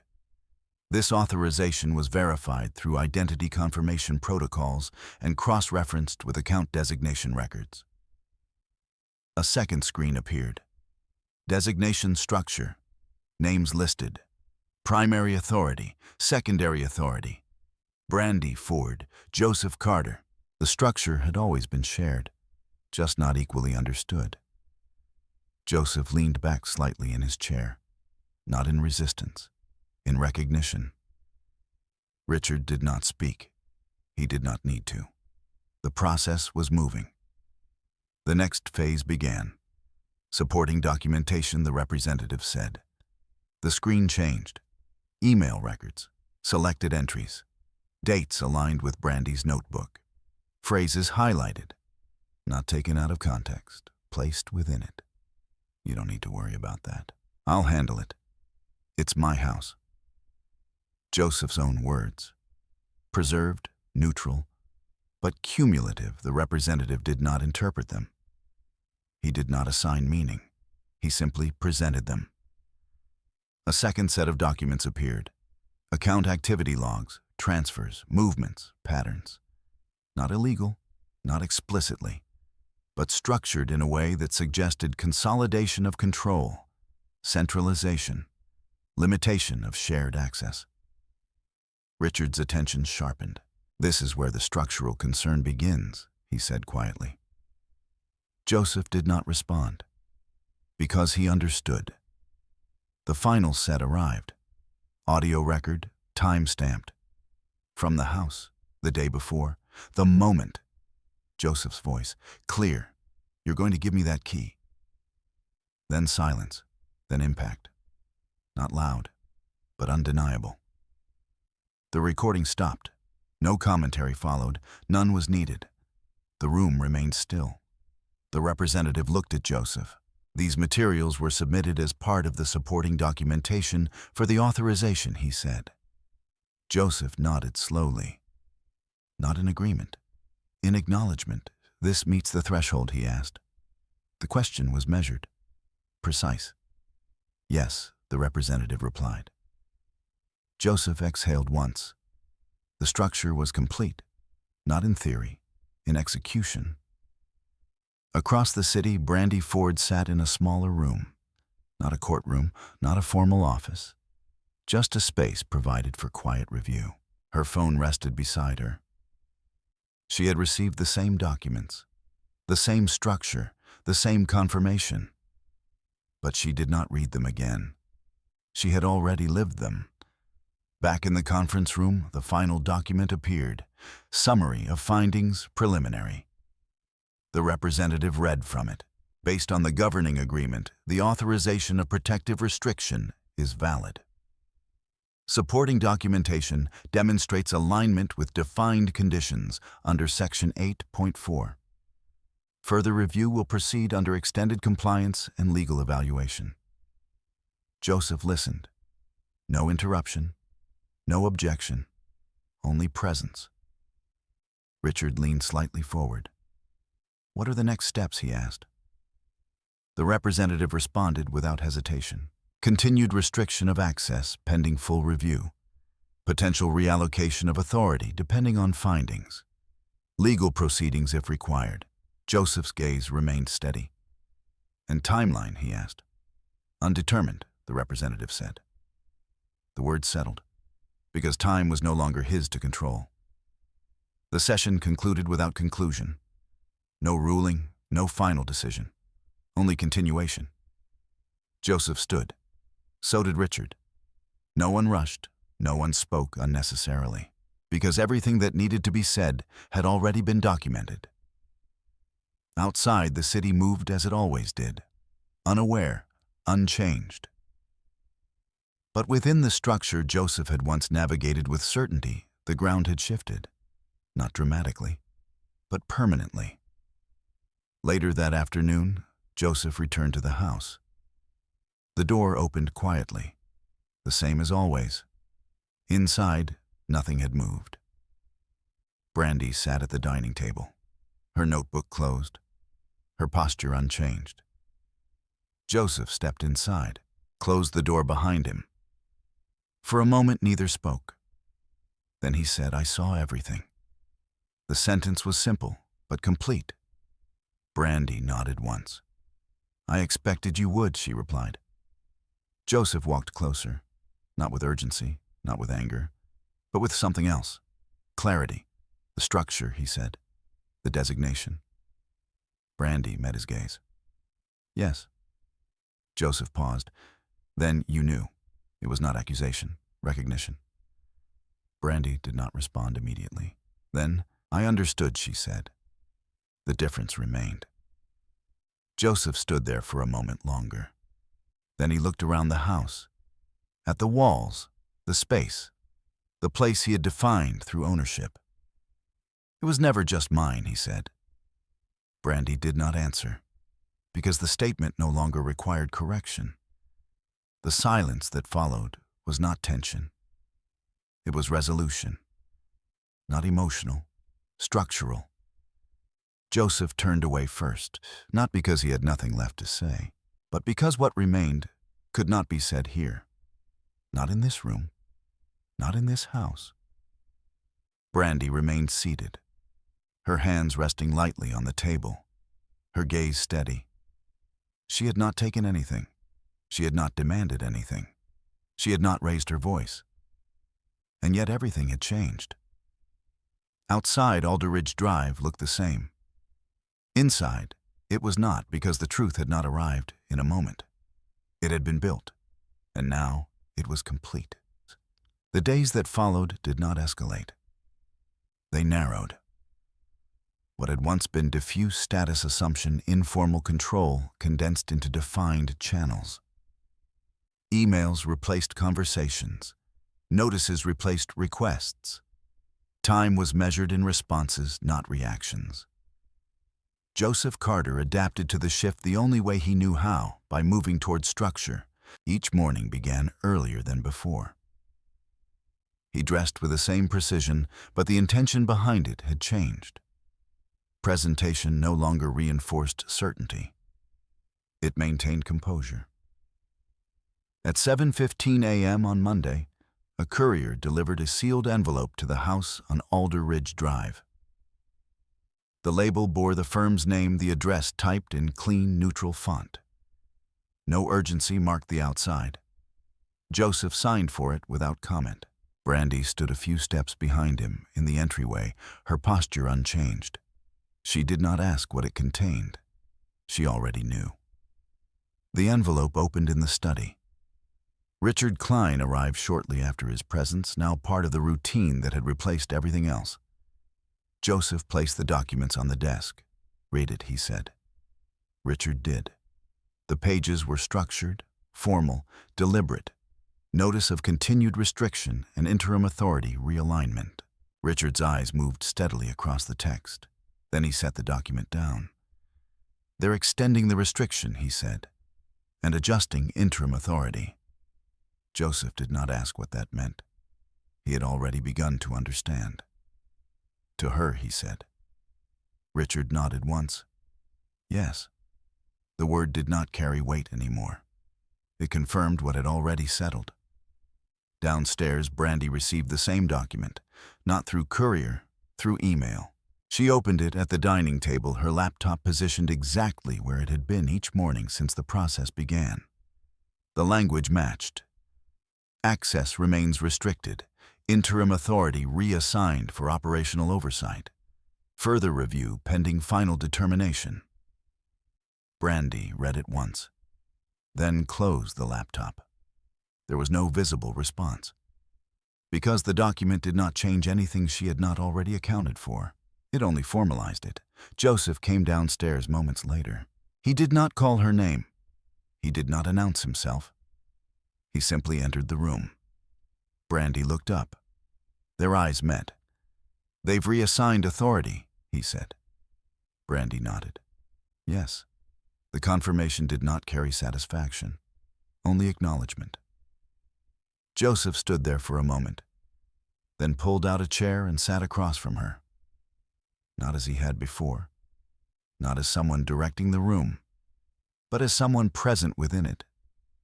"They're asking for additional documentation," he said. Brandy folded her hands lightly on the table. "I've already submitted everything I have," she replied. Joseph studied her, not searching for resistance, not expecting defiance, just listening. They'll want to review the property structure next, he said. Brandy nodded again. I assumed they would. Silence followed, not strained, not unresolved, just quiet. Outside, the street continued as it always had. Neighbors moved through their routines. Cars passed. Deliveries arrived and left. Nothing in the external world reflected the internal shift that had taken place within the house. Inside, the difference was absolute. Joseph no longer issued instructions. He asked, carefully, measured. "Do you intend to remain here?" he said after a moment. The question was not framed as ownership, it was framed as possibility.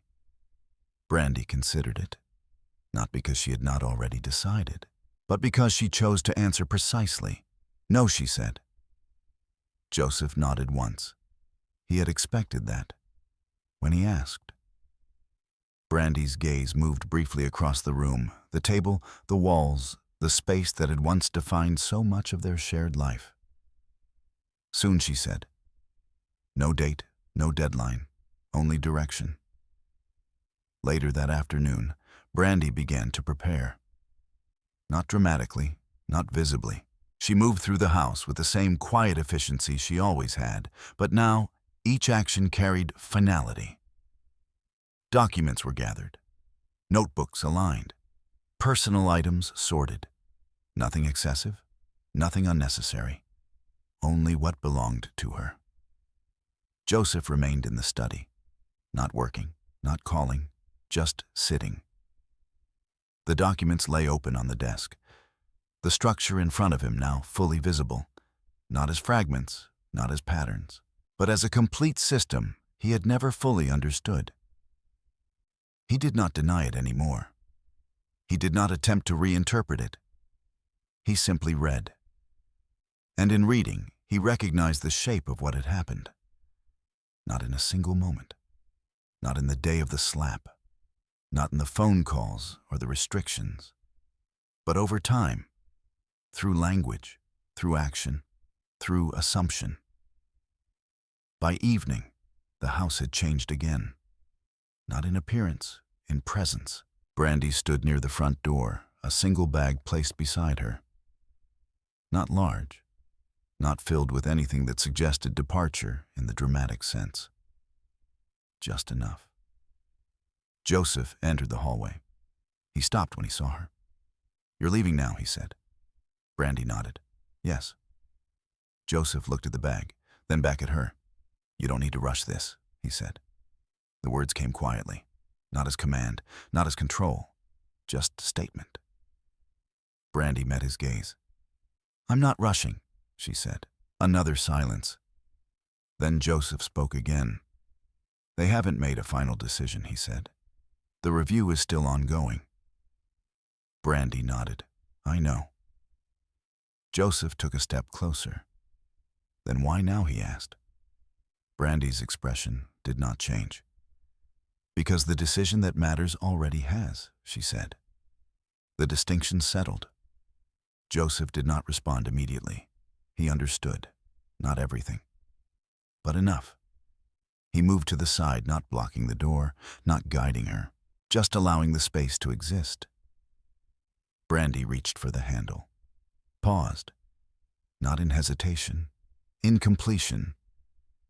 Then she opened the door. The evening air moved in quietly.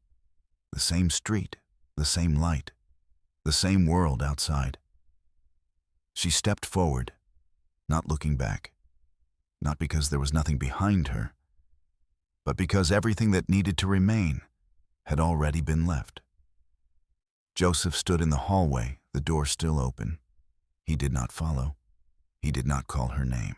He simply watched as she walked down the path, her figure steady, her movement unbroken. The house remained. The structure remained. But the center of it had shifted, not violently, not visibly, but completely. When the door closed, it did not echo. It settled, just as everything else had. The final stage did not arrive as a single event. It arrived as confirmation. 3 weeks after Brandy Ford walked out of the house on Alder Ridge Drive, the review concluded, not with spectacle, not with confrontation, with documentation. The email came at 8:12 a.m. Subject, final determination, compliance review. Joseph Carter opened it alone in his study. The same room, the same desk. Nothing had moved. But nothing meant the same. He read the message slowly. The protective restriction applied to the designated account structure is upheld.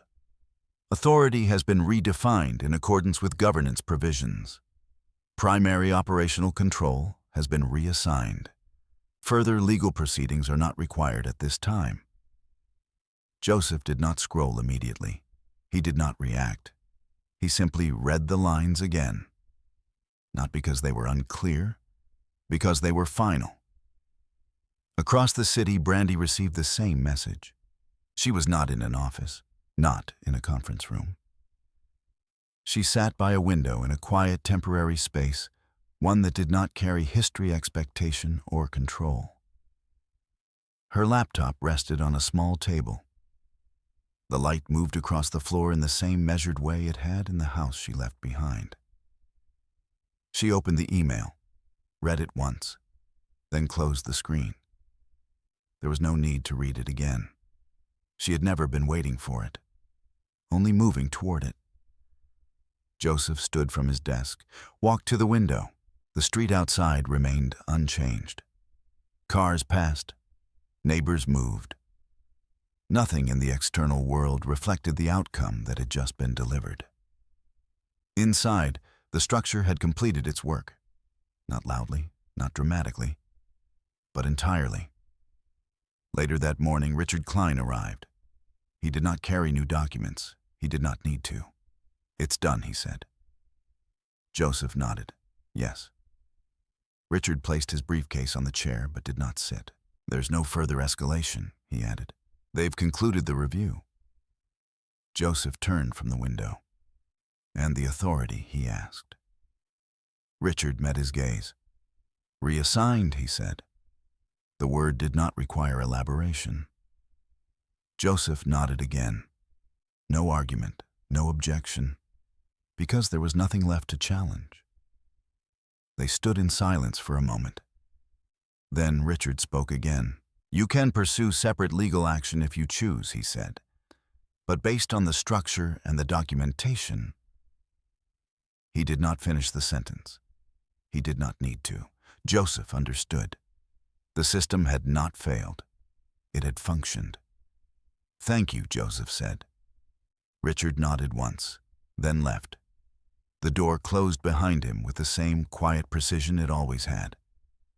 The house on Alder Ridge Drive remained exactly as it had been. Clean, ordered, unchanged, but empty in a way it had not been before, not physically, structurally. Joseph moved through it slowly that afternoon. Not searching, not correcting, just observing. The dining table, the notebook no longer there. The kitchen, the silence intact. The hallway, the door that had closed without echo. He paused at the console table. The ceramic dish remained. Keys arranged. But their meaning had shifted. He did not reach for them. He no longer needed to. Across the city, Brandy stood by the window. Her phone rested beside her. The email remained closed. She had already moved past it. The final confirmation did not change her direction. It only aligned with it. She picked up her bag. Not the same one she had carried from the house. A different one, lighter, more permanent. She stepped toward the door, not as departure, as continuation. Back at Alder Ridge Drive, Joseph returned to the study. He sat at the desk, opened the governing document one last time, scrolled to section 8.4, Conditional Oversight and Protective Action. He read it again, not as instruction, as conclusion. The structure had always been there. He had simply never needed to see it, until it was no longer his. He closed the document, turned off the screen, sat in silence, not with regret, not with anger, with recognition. Brandy walked out into the afternoon light. The street she stepped onto was not Alderidge Drive. It did not carry the same history or the same weight. She did not look back, not because she was avoiding something, because there was nothing left behind that required her attention. The process had completed. The structure had held. The outcome had arrived. Quietly, completely. Weeks later, Alderidge Drive continued as it always had. The house remained occupied, maintained, but no longer defined by the same center. Because that center had never truly been fixed, only assumed. Joseph Carter remained unit, not as he imagined, not with the same certainty, but present, aware. Brandy Ford did not return, not for closure, not for confirmation. She did not, because what she had carried with her had never been taken from that house. It had always been her. The story did not end with a person or a confrontation, a moment of visible triumph. It ended the way it had been built, through process, through patience, through record. When it was over, nothing needed to be said, because everything had already been proven. There are moments in life when nothing changes on the surface, and yet everything beneath it shifts beyond recognition, not through force, not through argument, but through quiet decisions made long before anyone else understands their weight. Brandy never raised her voice. She never demanded control. She didn't need to. She paid attention. She kept records. She trusted that structure, when respected, would eventually reveal truth. And it did. Not loudly, not immediately, but completely. Some people believe power is proven in the moment, in volume, in control, in what can be taken or demanded. But sometimes the strongest position is the one that never needs to announce itself at all. It simply waits. And when the time comes, it holds. If this story stayed with you, I'd be curious to know where you're watching from and what time it is there right now. Stories like this travel far, but they land differently depending on who hears them. And if you find meaning in stories about quiet strength, accountability, and the kind of justice that unfolds without spectacle, you're welcome to stay connected here. There's always another story waiting, one that might speak to something you already understand.